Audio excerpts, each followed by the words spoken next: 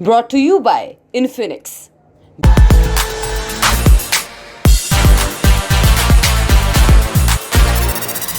एक देश है भारत के पूरब में, उसके नाम का शाब्दिक अर्थ है आजाद लोगों की धरती।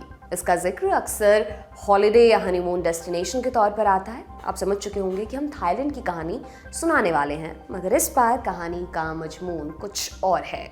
दरअसल 14 मई को थाईलैंड में आम चुनाव हुए। इसके नतीजे ऐतिहासिक बताए जा रहे हैं। क्यों? ये समझने के लिए 4 किरदारों पर गौर करना होगा। राजा, सेना, 3 साल पुरानी पार्टी और हार्वर्ड से पढ़ा एक नौजवान। तो आज के शो में हम समझेंगे इन 4 किरदारों का आपस में क्या कनेक्शन है और थाईलैंड में इस बार का चुनाव ऐतिहासिक क्यों था।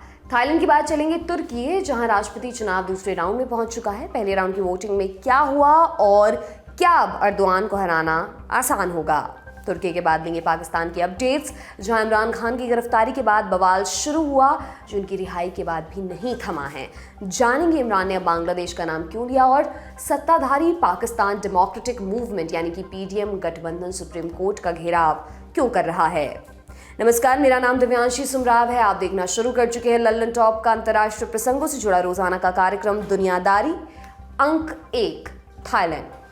हमने शुरुआत में 4 किरदारों का जिक्र आपसे किया था। राजा, सेना, 2 साल पुरानी पार्टी और हार्वर्ड से पढ़ा एक नौजवान। एक एक कर विस्तार से जान लेते हैं। सबसे पहले राजा।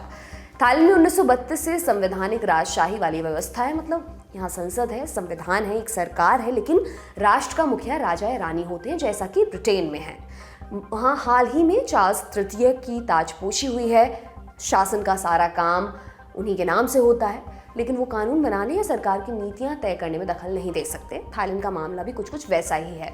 हालांकि शक्तियों के इस्तेमाल को लेकर काफ़ी अंतर दिखता है। मसलन थाईलैंड में राजा हेड ऑफ द स्टेट होते हैं, सेना की कमान भी उनके पास होती है, वो शाही परिवार के मुखिया होते हैं, उन्हें बौद्ध धर्म का रक्षक माना जाता है। वो खुद से कोई कानून नहीं बना सकते, लेकिन संसद द्वारा पास किए गए किसी भी बिल को लागू कराने के लिए उनकी मंजूरी जरूरी है। थाईलैंड में राजा या शाही परिवार की आलोचना नहीं की जा सकती। ऐसा करने पर 3 से 15 साल तक की सजा का प्रावधान है। इसको लास मेजेस्टेस लॉ कहा जाता है।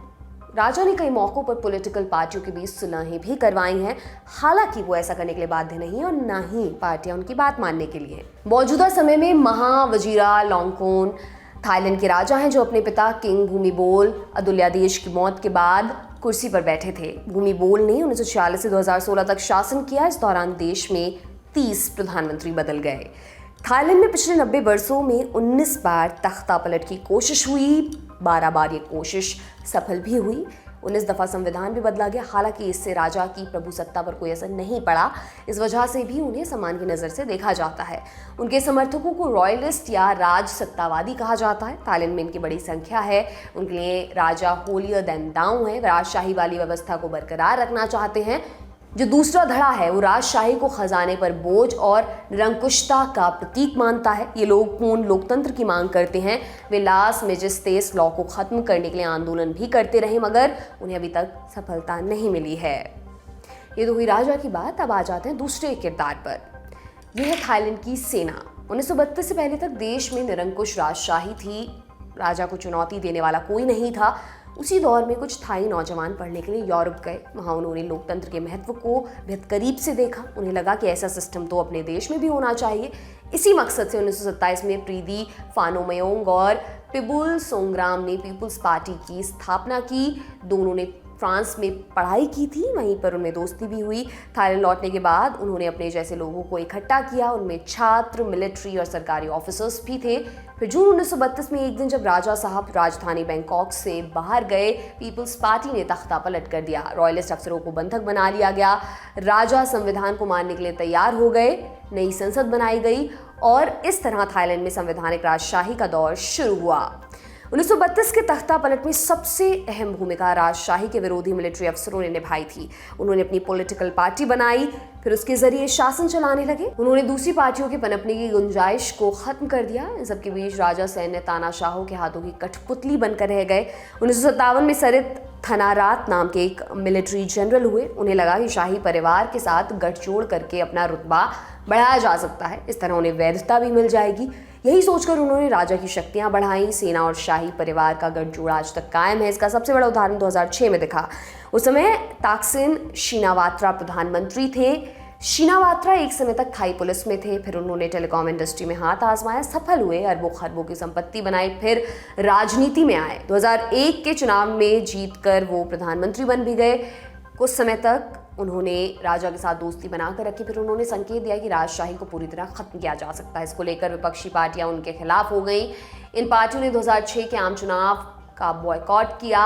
शिनावात्रा के पास पर्याप्त बहुमत था, फिर भी उन्हें सरकार बनाने नहीं दी गई।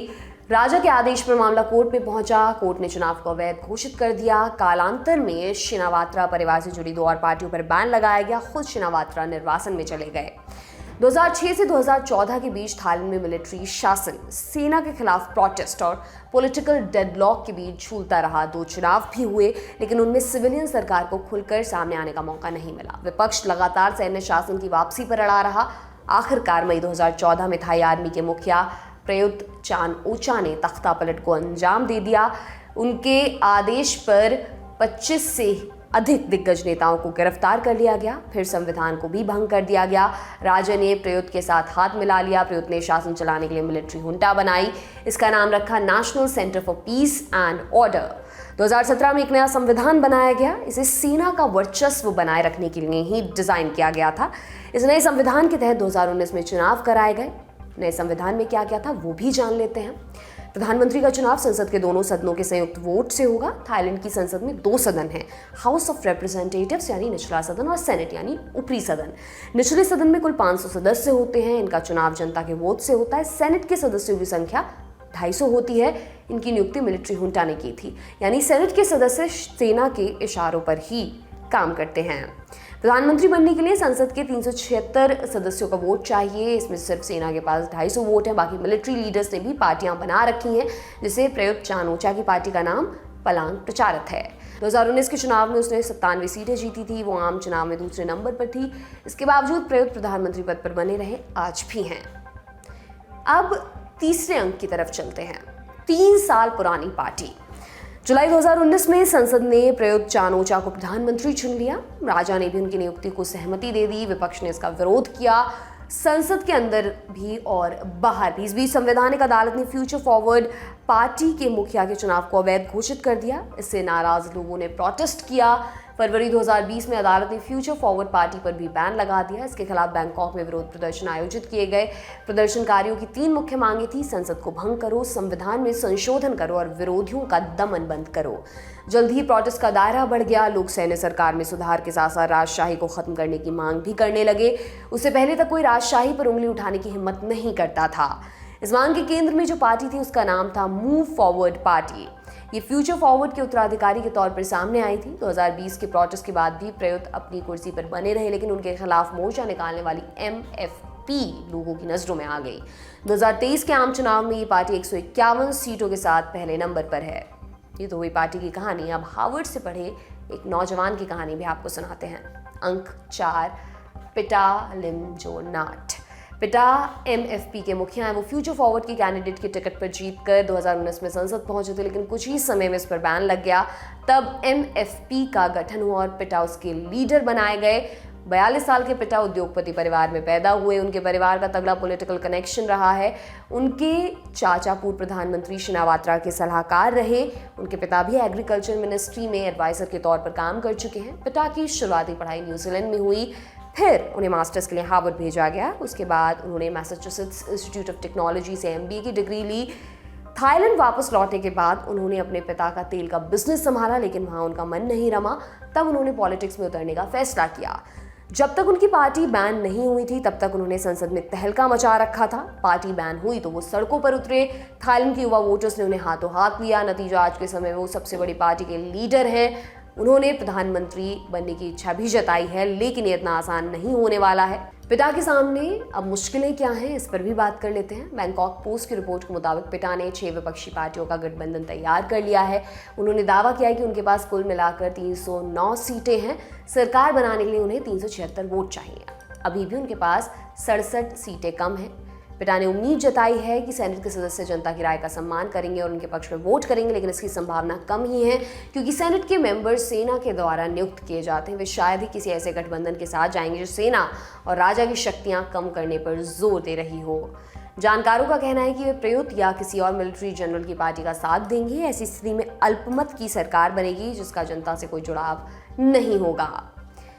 ये तो था हमारा बड़ी खबर सेगमेंट। अब सुर्खियों की बारी। पहली सुर्खी तुर्की से। तुर्की में 14 मई को राष्ट्रपति और संसदीय चुनाव हुए।